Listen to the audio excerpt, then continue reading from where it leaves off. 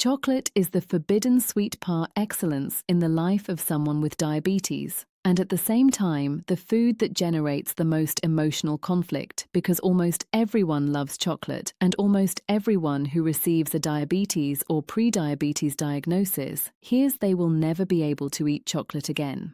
This recommendation is wrong, and wrong in a specific way, not a general one. Chocolate with 70, 80, or 90% cacao has a glycemic index of 22 to 25.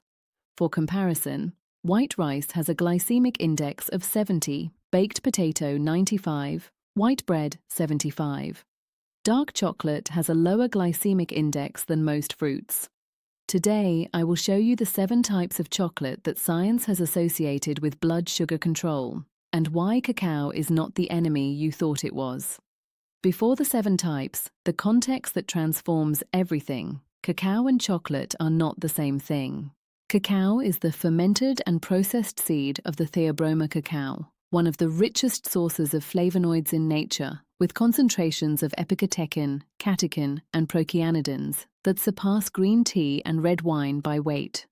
Chocolate is the product made from cacao with variable addition of sugar, milk, and other ingredients. The higher the cacao percentage in chocolate, the less sugar and higher the concentration of flavonoids. The mechanisms by which cacao affects glucose metabolism are multiple. First, epicatechin and cacao flavonoids inhibit the enzyme alpha-glucosidase in the small intestine, the same enzyme inhibited by the antidiabetic drug acarbose. Second, cacao flavonoids stimulate nitric oxide production in the vascular endothelium, improving microvascular blood flow and glucose uptake in peripheral tissues. Third, epicatechin activates AMPK in muscle cells, the same enzyme activated by metformin, increasing glucose transporter GLUT4 expression. Fourth, flavonoids have anti-inflammatory effects on pancreatic beta cells. Type number 1. Conventional milk chocolate, the essential contrast. Before discussing chocolates with positive glycemic associations, the contrast must be established. Conventional milk chocolate with 30 to 40% cacao does not have the same benefits. It has high sugar content, often 50 to 60% of total weight, which completely nullifies the effects of the flavonoids. The glycemic index of milk chocolate is 40 to 60. When this video talks about chocolate, it talks specifically about dark chocolate with at least 70% cacao. Type number 2, dark chocolate with 70% cacao. With a glycemic index of 22 to 25, a portion of 20 to 30 grams of 70% dark chocolate raises blood glucose only 6 to 9 points. A systematic review in the European Journal of Clinical Nutrition analyzed 9 controlled clinical trials with dark chocolate in adults with diabetes risk factors and found significant improvement in insulin sensitivity, reduction in insulin resistance measured by HOMA-IR, and improvement in glycemic control in all studies lasting more than 4 weeks. The dose used was 20 to 40 grams per day. How to include 20 to 30 grams as an afternoon snack or before meals with carbohydrates. Frank was 67, a retired businessman from Cleveland, with pre-diabetes and fasting glucose of 118 milligrams per deciliter. With 25 grams of 70% dark chocolate before lunch for 12 weeks, fasting glucose fell to 108 milligrams per deciliter and HOMA-IR from 2.9 to 2.3. Type number 3, dark chocolate with 85% cacao or more. Chocolate with 85 to 90% cacao has significantly greater flavonoid concentration. The glycemic index is approximately 20. Epicatechin concentration per gram is 2 to 3 times greater than in 70% chocolate. A clinical trial in metabolism showed adults with insulin resistance consuming 85% chocolate for 8 weeks had 19% HOMA-IR reduction compared to only 8% in the 70% group, suggesting dose-response relationship between flavonoid concentration and metabolic benefit. Adaptation strategy. Start with 70%, move to 80% after 2 to 3 weeks, then to 85%. Margaret was 69, a retired teacher from Phoenix who made that gradual transition. With baseline HbA1c of 6.2, it fell to 5.9 after 16 weeks with 85% chocolate. Type number 4, dark chocolate with walnuts or almonds. Adding walnuts or almonds to dark chocolate creates an even more favorable glycemic profile. Nuts contribute protein, monounsaturated fat, and fiber that further delay gastric emptying and absorption of the small amount of sugar in dark chocolate. A study in diabetes care showed that dark chocolate combined with nuts produced a 35% lower postprandial insulin response than the same amount of dark chocolate alone. The combination of 70 to 85% dark chocolate with nuts is, from a glycemic standpoint, one of the best snack options for people with diabetes. Palatable, satiating, effective glycemic index below 15. Tell me in the comments where you are watching from, and if not yet subscribed, click the button and turn on the bell. Type number 5, pure unsweetened cocoa powder. Unsweetened cocoa powder, or cacao nibs, is the form with the highest flavonoid concentration per gram. 1 tablespoon of unsweetened cocoa powder contains the epicatechin concentration equivalent to 30 to 40 grams of 70% dark chocolate, with practically no additional sugar calories. A meta-analysis in the British Journal of Nutrition analysed 20 studies with cacao flavonoid supplementation and found that pure cacao or cacao extract produced the greatest improvements in insulin sensitivity, greater than dark chocolate bars, because flavonoid concentration per dose was higher. Richard was 71, a retired engineer from Cleveland who started adding a tablespoon of pure cocoa powder to plain yogurt at breakfast. After 14 weeks, post-breakfast blood glucose fell from 164 to 138 milligrams per deciliter. Type number 6, dark chocolate consumed before a meal with carbohydrates. When you eat 20 to 30 grams of dark chocolate 10 to 15 minutes before a carbohydrate meal, 3 things happen. Cacao flavonoids partially inhibit intestinal alpha-glucosidase, delaying digestion of the starch to come. Theobromine and polyphenols stimulate GLP-1 release, which stimulates anticipated insulin secretion. The small amount of cocoa butter fat delays gastric emptying. A clinical trial in the American Journal of Clinical Nutrition compared 30 grams of 70% dark chocolate consumed 10 minutes before a white rice meal versus the same meal without chocolate. Result: 23% reduction in postprandial glycemic peak and 18% reduction in the area under the insulin curve in 2 hours. How to implement: keep a bar of 70 to 85% dark chocolate accessible and eat 20 to 30 grams before any carbohydrate meal. Type number 7, dark chocolate with cinnamon or ginger. Cinnamon mimics insulin action in muscle cells, inhibits intestinal alpha-glucosidase, and reduces gastric emptying rate.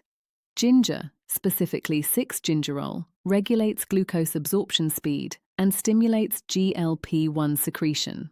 Combined with dark chocolate flavonoids, they act through complementary pathways. A study in phytomedicine compared isolated dark chocolate versus dark chocolate with cinnamon and ginger in adults with metabolic syndrome.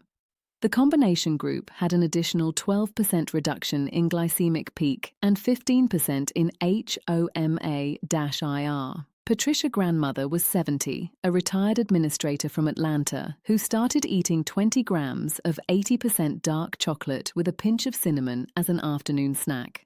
HbA1c dropped from 6.8 to 6.3 after 20 weeks. Summary of 7 types.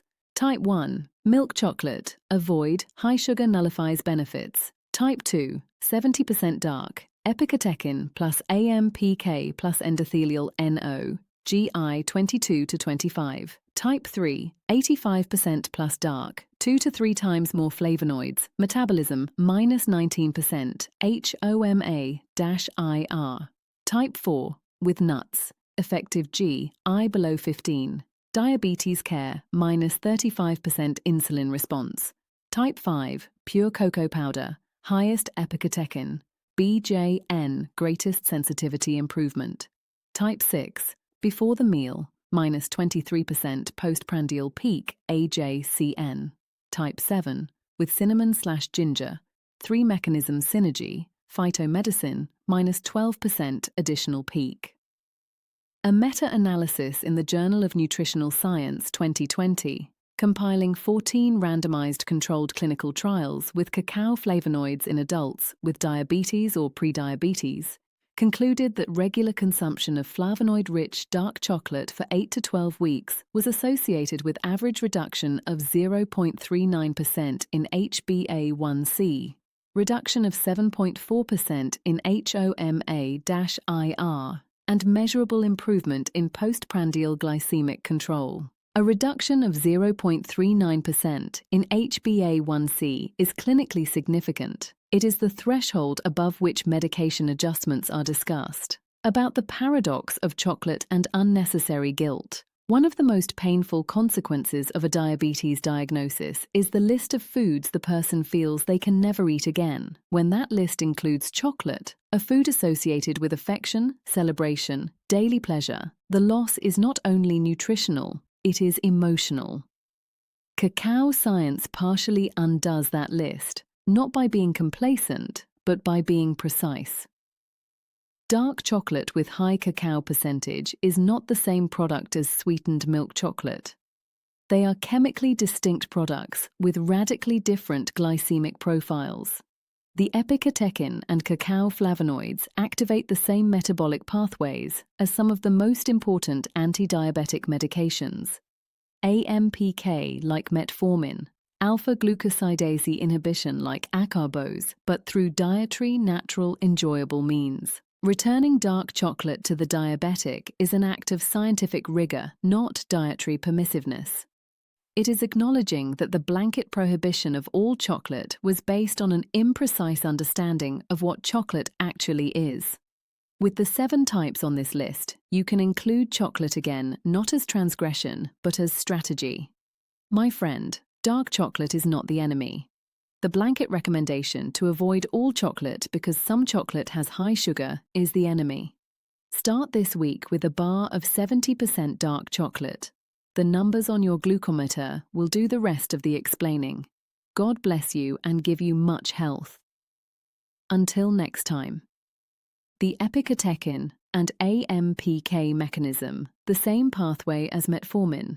Epicatechin, the most abundant flavonoid in high-quality cacao, activates AMPK, AMP-activated protein kinase, in skeletal muscle cells. This activation produces 3 simultaneous effects: increased expression of glucose transporter, GLUT4, on the cell membrane, allowing more glucose to enter cells independently of insulin, inhibition of hepatic glucose production, gluconeogenesis, reducing the liver's contribution to fasting blood glucose, and activation of mitochondrial fatty acid oxidation, improving cellular energy metabolism. These are exactly the same mechanisms by which metformin, the most prescribed anti-diabetic drug in the world, works. Epicatechin produces gentler effects and through natural means, without metformin's gastrointestinal side effects, but through the same molecular pathway, the nitric oxide mechanism and microcirculation. Cacao flavonoids stimulate endothelial nitric oxide synthase, ENOS, in the cells lining blood vessels. The produced nitric oxide relaxes vascular smooth muscle and improves blood flow in capillaries of peripheral tissues. In people with type 2 diabetes, microcirculation is frequently compromised. Skeletal muscle capillaries have reduced flow, limiting glucose and insulin delivery to muscle cells. This impaired microcirculation is a direct cause of peripheral insulin resistance. When cacao flavonoids improve microvascular function, they also improve muscle glucose uptake, reducing postprandial blood glucose. This mechanism was documented in studies published in the Journal of Hypertension and Circulation using Doppler ultrasound to measure microvascular flow before and after consuming flavonoid-rich dark chocolate.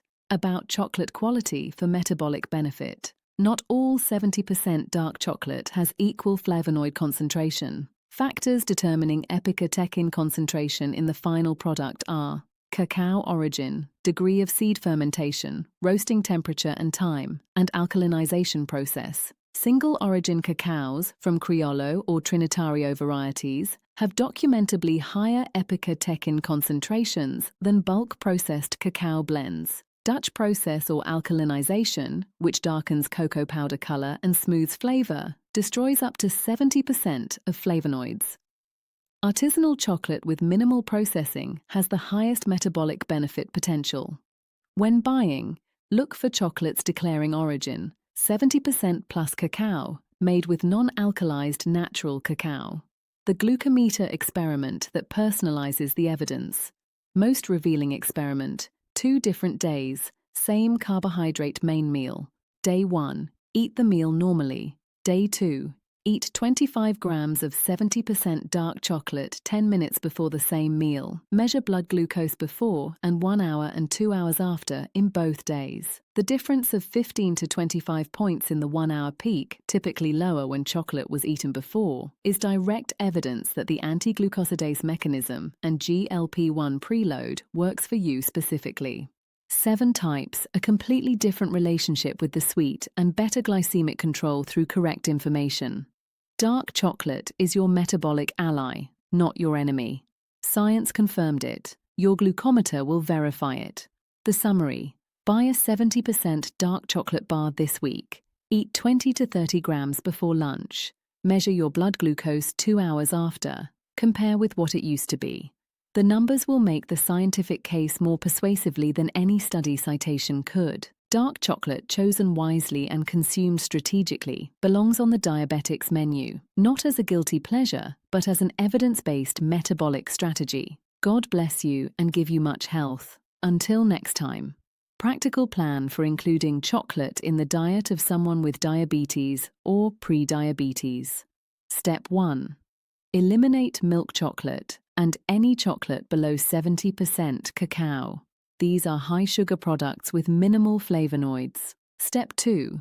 Start with 70% dark chocolate, 20 to 30 grams per day, preferably before a carbohydrate meal. Step 3. After 3 to 4 weeks, try 80% and then 85% if palate allows. Taste adapts progressively. Step 4. Add unsweetened cocoa powder to plain yogurt or smoothies each morning. Step 5. Combine dark chocolate with walnuts or almonds for the afternoon snack. Step 6. Experiment with cinnamon or ginger added to dark chocolate. Monitor with glucometer after each change. The Journal of Nutritional Science 2020 meta-analysis, 14 randomized trials, adults with diabetes or prediabetes, found that 8 to 12 weeks of flavonoid-rich dark chocolate produced average HbA1c reduction of 0.39%, HOMA-IR reduction of 7.4%, and measurable postprandial glycemic improvement. A 0.39% HbA1c reduction is clinically significant, the threshold above which medication adjustments are discussed. High-concentration cacao in dark chocolate produced that reduction as a standalone dietary intervention. Why the nuance between cacao and chocolate matters so much for diabetes. The oversimplified message that chocolate is bad for diabetics conflates cacao, one of the most documented medicinal plants on Earth, with the sugar and fat products made from small amounts of cacao. A Mars chocolate bar with 15% cacao and 60% sugar is essentially candy. A 85% dark chocolate bar with 3 to 5% sugar and concentrated cacao is essentially a delivery mechanism for epicatechin and cacao polyphenols. Treating these as the same product is a category error that has deprived millions of people with diabetes of a genuinely beneficial food for decades. The correction is not about lowering standards. It is about applying the right standards. Dark chocolate at 70% or above belongs in the evidence-based diabetic diet. Milk chocolate and processed sweets containing chocolate flavoring do not. This distinction is the entire message of this video. The theobromine mechanism, cacao's unique contribution beyond flavonoids. Theobromine is a methylxanthine alkaloid unique to cacao. It does not occur in significant quantities in any other common food. Unlike caffeine, theobromine is a mild and long-lasting vasodilator that improves microvascular perfusion without the stimulant effects of caffeine. In the context of diabetes, theobromine's vasodilatory effect complements the nitric oxide mechanism of epicatechin. Both improve microvascular blood flow to skeletal muscle, increasing glucose delivery and uptake. Studies published in the Journal of Cardiovascular Pharmacology showed that theobromine at doses achievable from 25 to 30 grams of 80% dark chocolate produced significant improvement in brachial artery flow-mediated dilation, a marker of endothelial function that is predictive of cardiovascular risk and is frequently impaired in type 2 diabetes. The combination of epicatechin, theobromine, and cacao polyphenols in dark chocolate creates a synergistic effect on vascular function that is greater than any single component alone. This makes dark chocolate a genuinely multi-mechanism food for improving the vascular complications that accompany type 2 diabetes. The cultural dimension of chocolate and diabetes quality of life. Managing diabetes well over the long term requires sustained behavioral change, and sustained behavioral change requires that the diet be psychologically sustainable, not just medically adequate. A diet that permanently eliminates all chocolate creates a chronic deprivation that erodes motivation and adherence over months and years. A diet that wisely includes dark chocolate, reframing it from forbidden pleasure to evidence-based strategy, creates a positive psychological anchor that supports long-term dietary adherence. The psychological science of habit formation shows that diets with occasional high-value inclusions of formerly restricted pleasures, especially when those inclusions are associated with measurable health benefits, have significantly better long-term adherence than diets built entirely on prohibition. Dark chocolate, consumed as described in this video, serves a double function: direct metabolic benefit through flavonoid mechanisms and psychological sustainability through the satisfaction of a culturally valued pleasure incorporated into a health strategy rather than banished from it. 7 types. 7 ways to reclaim a pleasure previously taken away by imprecise dietary advice. The science has your back. God bless you. Executive summary: 5 key takeaways. 1. Dark chocolate with 70% or more cacao has a glycemic index of 20 to 25, lower than most fruits. 2. Cacao flavonoids activate AMPK, the same enzyme as metformin, and improve insulin sensitivity. 3. Eating 20 to 30 grams of dark chocolate before a carbohydrate meal reduces postprandial glycemic peak by 23%. 4. Pure unsweetened cocoa powder has the highest flavonoid concentration per gram of all cacao-derived products. 5. Milk chocolate with 30 to 40% cacao does not have these benefits. It has more sugar than cacao. With this information, you can make smart decisions about which chocolates to include and how. It is not about deprivation. It is about informed choice. Dark chocolate is not a guilty luxury for the diabetic. It is a metabolic strategy with robust scientific evidence. Use it. God bless you and give you much health. Until next time. Note on cacao quality and processing. Not all 70% dark chocolate is equal in flavonoid concentration. Dutch processed or alkalized cacao, which darkens color and smooths bitterness, destroys up to 70% of flavonoids. Single-origin artisan chocolates with natural, non-alkalized processing retain the highest epicatechin concentrations. When buying for metabolic benefit, look for non-alkalized, natural cacao, or single origin on the label. Avoid products declaring Dutch cocoa or alkalized cocoa. The science is only as good as the quality of the ingredient you use to apply it.